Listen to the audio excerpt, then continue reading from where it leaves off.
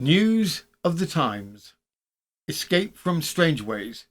The hammer murder of Warder Webb in 1888. Welcome to News of the Times. On May the 22nd, 1888, Strangeways prison became the scene of one of the most shocking murders ever to occur inside British prison walls. In a quiet early morning moment, prisoner John Jackson seized a hammer and brutally attacked Warder Ralph Webb, delivering a death blow before making his escape through a created hole in the ceiling leading onto the roof. The press erupted. How could such a murder take place under the very nose of trained guards? And how could a convicted killer so easily escape? Based entirely on contemporary reporting from the Manchester Evening News, this episode dives into the moments before the murder, the immediate panic within Strangeways, and the public outrage that followed. Discover how John Jackson was finally tracked down and how justice, Victorian style, was carried out swiftly and without remorse. And in today's further particulars end of episode segment, we bring you the curious case of a Victorian balloonist who travelled 700 kilometres through the clouds only to land in Belgium without a stitch of clothing. Whether it was science, panic or Parisian flair, he left quite an impression and most of his belongings behind. So, whether you're intrigued by murderous hammer-wielding escapees or the dangers of high-altitude nudity, pop the kettle on, secure your garments and join us for another thoroughly uncomfortable stroll through the past. This is News of the Times, history with a body count and the occasional bare balloonist. Enjoy the show. Background. Strangeways Prison in Manchester, built in 1868 and looming like a cathedral of punishment, was one of Victorian England's most formidable jails. Designed for maximum security and moral reform, it featured isolated cells, high walls, watchtowers, and a central rotunda from which guards could survey every wing. But beneath the architectural ambition lay a harsher truth. Strangeways was cold, overcrowded, and often brutally impersonal. Inmates endured solitary confinement, hard labour, and a regime that valued silence over sanity. It was a place meant to break bad habits, although it often broke men instead. John Jackson was 33 years old and a plumber by trade. He had been sentenced at the Salford Quarter Sessions to 6 months hard labour for housebreaking. Upon arrival at Strangeways, Jackson underwent the customary period of solitary confinement, after which he was permitted to work at his trade within the prison. Crucially, the authorities believed Jackson to be a first-time offender, but this was a mistake. In reality, he had a prior criminal history that had not been received by Strangeways at the time of his admission. This oversight granted him a level of mobility, access, and trust that would prove fatal. Physically, Jackson was described as about 5'6" in height, with a dark complexion, black hair, and dark hazel eyes. He had several distinguishing marks, including a scar over his left eye, 2 scars on his right cheek, and scars on his left arm and right hand, the remnants of a man no stranger to violence or hard living. Beneath the surface of a seemingly cooperative inmate was a volatile, calculating individual, quietly waiting for the moment the system let down its guard. Strangeways was meant to contain the worst of Manchester's criminal element, men who had already proven themselves threats to the outside world. But on the morning of May the 22nd, the danger didn't come from outside the walls, it came from within them. From the Manchester Evening News, the 23rd of May, 1888. Daring and terrible murder in Strangeways jail. A warder killed by a prisoner. Escape of the murderer and pursuit by the police. A warder named Webb was murdered in Strangeways jail in Manchester between 5 and 6 o'clock by a prisoner who escaped before the terrible tragedy was discovered. The murderer is John Jackson, painter and plumber by trade, who was undergoing a term of 6 months imprisonment for breaking into a house at Eccles on March the 29th and stealing a signature stamp, a money box and twopence belonging to a Salvation Army captain named Alfred Pointer. Jackson was convicted at the last Salford sessions. Jackson the prisoner. In the many rumours which the present tragedy has set afloat, nothing has been said with regard to the culprit's general behaviour during his incarceration up to yesterday, but it would not seem, judging from the use that was made of him, that to his dissolute and unprincipled habits he had previously added the characteristics of a desperate man. Nor did his physical appearance convey the impression of one likely to enter deliberately into a hand-to-hand encounter. The fact that Jackson was yesterday employed upon special work in private apartments of the prison rather tends to the conclusion that he had given no particular cause for anxiety up to that point. The assault. Some slight repairs being required to the gas fittings in the residence occupied by the matron of the prison, Jackson, having a knowledge of plumbing work, was told to do them. While Jackson was on this business, he was placed in charge of Warder Webb, it being standard, of course, that an eye should be kept upon him. In these circumstances, such a thing as his escape was never for a moment dreamt of, seeing that Webb was a tall, finely built man, forming a contrast to his prisoner, and that all the windows were stoutly barred. What happened after Jackson and his custodian entered the matron's house there were no witnesses of, but the surroundings of the tragic event are such as to leave little in the region of conjecture. It appears that the work which Jackson had to do took him, accompanied by Webb, to the upper rooms of the house, thus removing them from within hearing of the matron and her niece, who were the only other persons about the building. Warder Webb. The first thing that was afterwards known, the discovery being made within a few minutes of the deed being done, was that Webb was insensible on the floor, the back of his head having been battered in.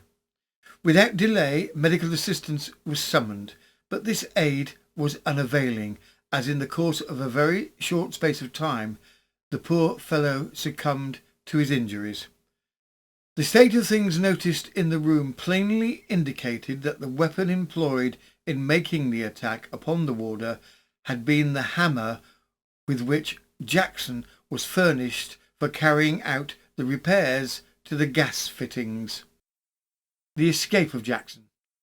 Simultaneously with the discovery of poor Webb lying in a state of unconsciousness, it was noticed that Jackson had disappeared. He was nowhere to be seen within the bounds of the prison, nor was there any necessity to search for him there. The appearance of the room where the murder had been committed afforded ample proof that he had escaped by breaking a hole through the ceiling. In this way he gained access to the roof, whence the descent into Southall Street, upon which the thoroughfare the matron's house abuts, and it was a matter of no overwhelming difficulty. The feat was a desperate and daring one to undertake, as it not only required some minutes to carry it through with consequent danger of discovery inside the house, but there was imminent risk of detection to be feared when the exterior was reached. The coolness of Jackson. But there is a further fact even more suggestive of the murderer having prosecuted his plan with the greatest coolness, and that is this. He actually lingered to take off his boots and rifle the man's pockets of the money which they contained. The boots he had been wearing he left behind, replacing his with the warder's boots. His escape from the prison does not appear to have been observed, and as he was attired in the usual uniform of the establishment, it goes without saying that he would be anxious to evade notice. It does not appear whether the convict had to make a hole in the roof for himself or whether there was one there already, but last evening a pretty large opening was visible from the street in the slated roof of the matron's house. From this roof, which was very steep, he could easily reach another roof still lower, and from this he could reach the edge of a wall which may be calculated at about 10 feet above the level of the pavement in Southall Street. Immediately after the occurrence was made known, a number of warders went in quest of the convict, but they were unable to find him. When dusk came on, their task was still more difficult, and the chances of the escape became greater. News of the violent escape travelled quickly beyond the prison walls. Within minutes, word reached the city's senior officers, and the hunt for Jackson began. A man whose name, it seemed, was already familiar to more than a few police departments. The police in action. Meanwhile, information of the escape was sent by the governor of the prison to the Manchester Town Hall, and a description of the prisoner was placed in the hands of Superintendent Hicks of the Detective Department, who, by direction of the Chief Constable, took all steps to secure the convict. All the various police forces in the locality were appraised of the facts by telegraph, and the whole staff of the department once entered onto the search. From the particulars furnished by the police, it appears that Jackson is supposed to be a native of Nottingham. He is wanted at Hull, Oldham and Bradford in Yorkshire, and is well known to the police. Warder Webb. The unfortunate victim of Jackson's brutality is about 45 years of age. He lives in Cotham Street in Strangeways. His service as a warder has been a long one, and he was well known and respected in the service. We understand that his duties have chiefly been discharged in connection with the debtors in the prison, and if this be the case, he would not have that experience of dangerous criminals of the type of Jackson, which his long connection with the jail would seem to imply. He leaves a widow and one child. From this point, Jackson appears to have led the police on a merry chase across England and possibly beyond. Reports came in thick and fast. He was allegedly spotted in Oldham, where he is said to have broken into a house and feasted on porter and items from the larder. Another sighting placed him in Yorkshire, and one report even claimed he had been seen in Scotland. National and regional newspapers alike issued daily updates on the hunt, with headlines proclaiming the police were closing in. In reality, many a hapless drifter was stopped, questioned, and briefly detained on suspicion of being Jackson, only to be released when they failed to match the wanted man. Meanwhile, the inquest on the body of Warder Ralph Webb began. From the Manchester Evening News, the 25th of May, 1888. The inquest today. Statements of the prisoner's officials. The verdict. Stories of the fugitive. And the inquest of the body of the murdered warder Ralph Dyer Webb was held this morning in the officers' library of the prison buildings in Strangeways before Mr. R. F. Price, County Coroner. The members of the jury and the newspaper reporters were admitted into the prison buildings shortly before 10 o'clock. When the jury had been sworn, they proceeded to the mortuary to see the body of the dead man. Some of the members of the jury, after inspecting the body, lingered to take a look at the place where the scaffold is erected for executions, and at the place where the men and women so executed are buried, but after a few minutes they returned to the library. The first to take the stand was Major Preston, Governor of Strangeways Prison, who made a point of clarifying two things from the outset.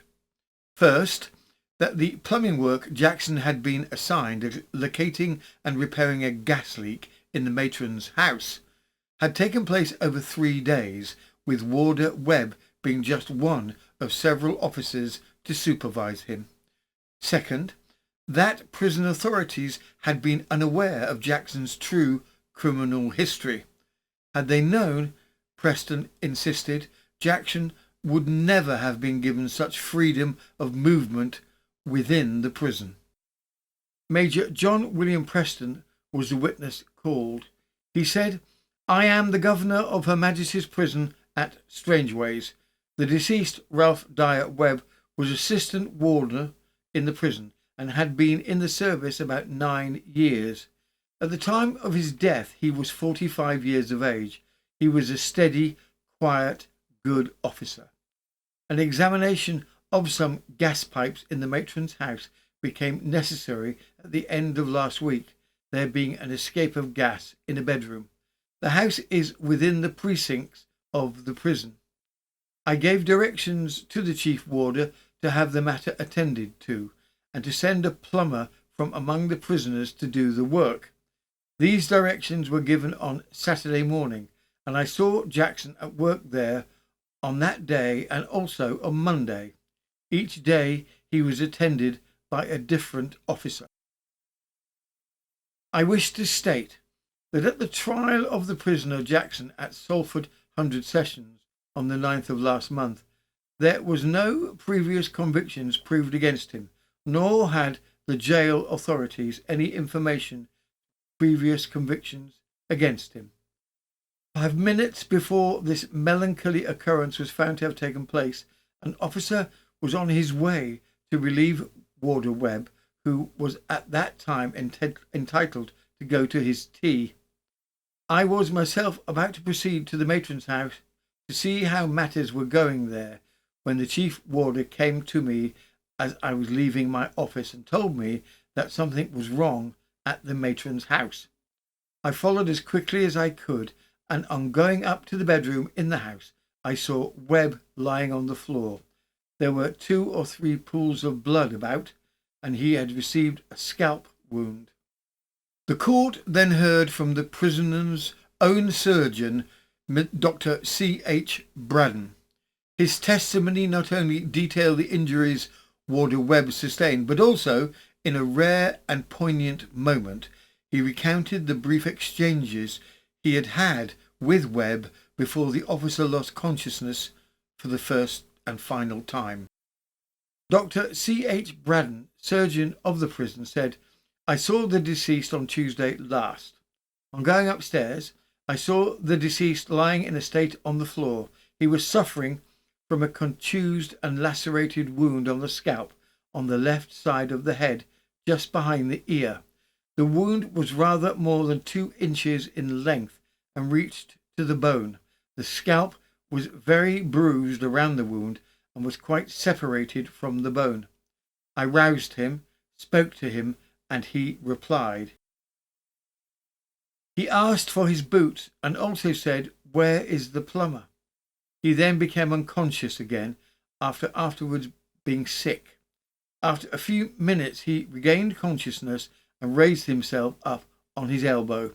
I asked him where the man was who was at work with him, and he said, 'Here, in the room,' and he looked around, and I said, 'How did you get this cut on your head?' Whereupon he replied, I fell." He again lapsed into unconsciousness and was removed to the hospital, where he died at 6:15, not having spoken again. I have since made a post-mortem examination of the body. Beyond the wound on the head, I found no other external marks of violence. On opening the head, I found a fracture of the skull on the left side of the head, corresponding in a situation with the external wound and extending downwards to the base and across to the other side. The cause of death was compression of the brain caused by the effusion referred to. The fracture was one which could not have been caused without very great violence, and I don't think that a fall in any part of the room would account for it, not even if the deceased had climbed upon the wardrobe and fallen from there.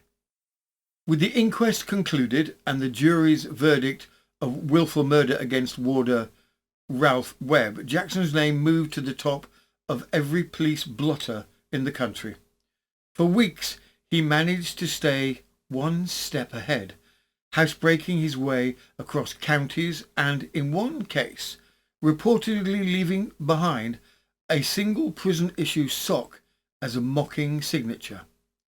Letters poured into the authorities urging a reward for his capture, but the government, having largely abandoned this practice, refused. Eventually, his run of luck snapped. Caught mid-burglary and unable to bluff his way out with yet another alias, Jackson was recognised, arrested, and firmly returned to the grasp of the law. From the Manchester Evening News, the 18th of July, 1888, the Strangeways prison murder, Jackson in the dock, the scene in court. John Jackson, 33 years of age, described as a plumber, was brought up at the Manchester Assizes today, charged with having at Her Majesty's Prison Strangeways on the 22nd of May 1888 wilfully and of his malice and aforethought killed and murdered Ralph Webb. The dimensions of the crowd which assembled to hear the trial furnished proof that the widespread sensation which the murder and the escape of the murder originally created had not yet abated. The doors of the court building were not thrown open to the public till after 9 o'clock. By 8 o'clock, some 20 or 30 people had gathered outside the doors, and by 9 o'clock, a great crowd had assembled. When the doors were opened, the police had considerable difficulty in regulating the flow of people into the courts, so eager was everybody to get the best possible place. At 10 a.m. and Mr. Justice Grantham took his seat on the bench. Every available seat in court was occupied. The ladies were, if anything, in the majority. The judge had taken his seat on the bench, and the clerk said, "Call John Jackson." And the prisoner was immediately brought up from the cells into the dock in the custody of 2 warders. Since this committal to prison, Jackson has grown his beard, and being now dressed in a decent suit of clothes, he presented a very different look. He now looks like a respectable, quiet young man, and he gave no external indication of the excitement under which he must have been labouring. The clerk read the formal indictment and asked the prisoner, "Do you plead guilty or not guilty?" The prisoner, in a low voice, audibly only to the occupants of the front seats, replied, "Not guilty." The prosecution opened with a meticulous reconstruction of the day Warder Webb was killed and Jackson vanished over the prison roof. Across the country, newspapers gave the trial blow-by-blow coverage. Any faint idea that Jackson might be some folk hero, escape artist, was firmly quashed. The press painted him as a career criminal who had spent his life taking from others, now standing accused of a brutal killing. The evidence had been heard before at the inquest: Jackson's prison work, the fatal encounter, the hammer and the route of his escape. But the courtroom was still packed, the public eager to hear in full the story of how one of England's most wanted men had been tracked down and brought back to face justice. The statement of the prosecution. Mr. Addison, in his opening statement, said the prisoner at the bar was charged with the wilful murder of a warder in the prison attached to the building in which they were assembled. The warder was a man named Webb. With all the impartiality he could command, he would state briefly that the circumstances upon which the prosecution relied. Jackson's escape. Exhibiting a photograph of the room, the prosecution went on to describe the scene. Close by the mantelpiece was a chair by which the prisoner could easily get up on the cupboard. Thus he could get to the ceiling, which was cut off at an angle and was made of lath and plaster. The prisoner removed the plaster between the two joists, making an opening about a foot in width and of sufficient depth to allow him to get through. After getting through this hole, he appeared to have proceeded between the ceiling and the slips for a short distance until he arrived at a spot by the side of the chimney where, with the hammer he took with him, he knocked off some slates and got on to the roof. From here he had only to walk on the end of the house, drop open a grid which, for the purposes of safety, covered a small yard, and then dropped from a wall not more than 10 feet high into South Hill Street. Jackson's wanderings and arrests. After Jackson had escaped, a hue and cry of murder was raised after him. He wandered into different parts of the country. Ultimately, however, around about June the 11th, he was apprehended under another name and for another offence in Bradford. Being taken to the police station, he was recognised as Jackson. When this was made clear, the superintendent of police at Bradford spoke to him, and he asked that a knife which he had in his possession should be given to his brother. The request was not, however, complied with, and Mrs. Webb would now be called to prove that the knife the prisoner referred to had belonged to her husband. All the prisoner appeared to have said to the chief constable of Bradford was, "I don't know what possessed me to do it." On these facts, the prosecution believes that the jury must come to the conclusion that in the opportunities which the prisoner had in his work in the matron's house, he carefully studied the arrangement of the premises and prepared for an escape, which he afterwards effected with all wonderful dispatch and cleverness. In the time at his disposal, the prisoner felled the warder and got through the roofs as described. It might be in planning his escape, all the prisoner intended to do was to deal with the warder so that the latter should be rendered harmless and unable to interfere. It might be that he did not intend to kill him, or was indifferent whether he did or not. The jury need hardly trouble themselves with speculations of that kind, because there it was quite irrelevant. If an instrument was used upon any part of a man's body where it was calculated to do serious harm, and death was hereby caused, or if a blow was dealt recklessly without caring what the effect might be, the person who dealt a blow which caused death was undoubtedly guilty of wilful murder. If they found in substance these facts proven, then the prisoner was guilty of the murder of the warder Webb, and it would be their burden and incumbent duty to say so. Jackson's defence faced an almost impossible task. The prosecutor's evidence was clear, and public opinion had been hardened by national headlines branding him the killer. Realising this, the defence leaned heavily on the notice of prejudice from the press coverage and offered an alternative version of events, that Webb's death had been a tragic accident. Jackson claimed that Webb had been bending down when the hammer in Jackson's hand struck him unintentionally. As Jackson lifted it to continue his repairs, fearing the worst and how the scene would appear, Jackson said he panicked and fled. It was, in essence, a plea for a manslaughter verdict rather than murder. The jury, however, remained unmoved. With little hesitation, they found him guilty, and the judge confirmed the sentence of execution.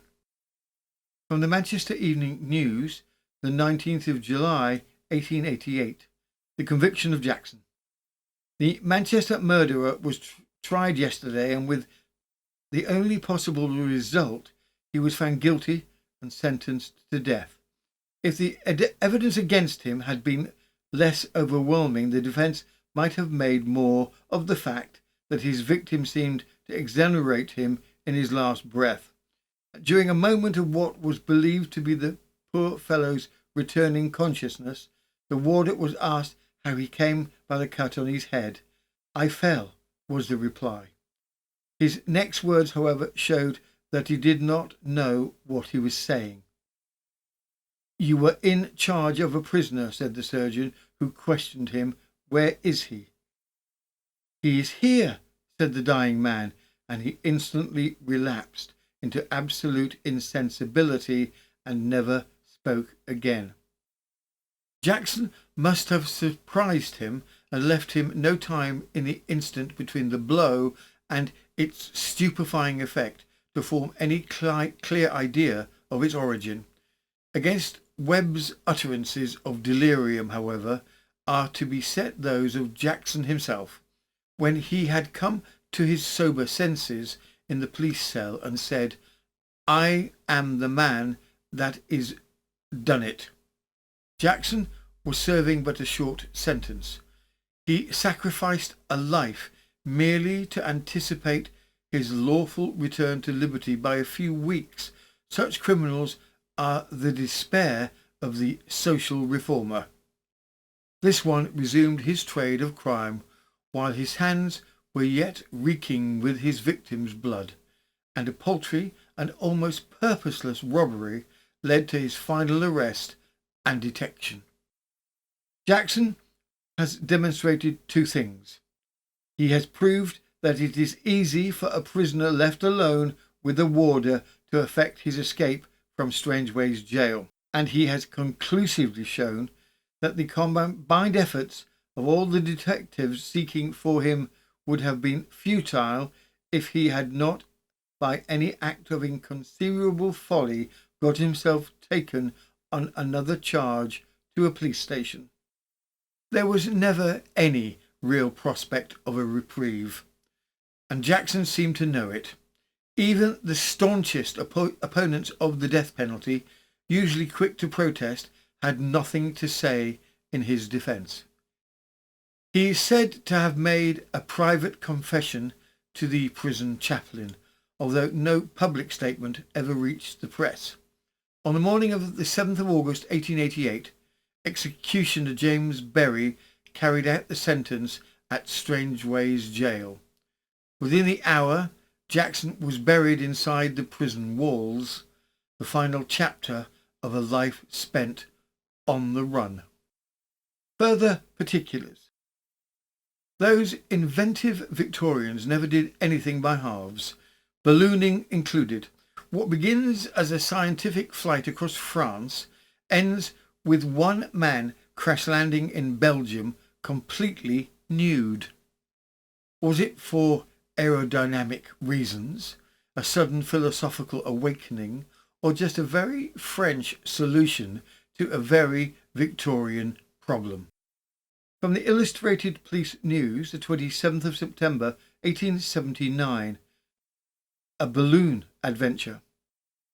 Elie Marapeau, founder of the Paris Aerostation Society, furnished the following details of a hazardous balloon voyage.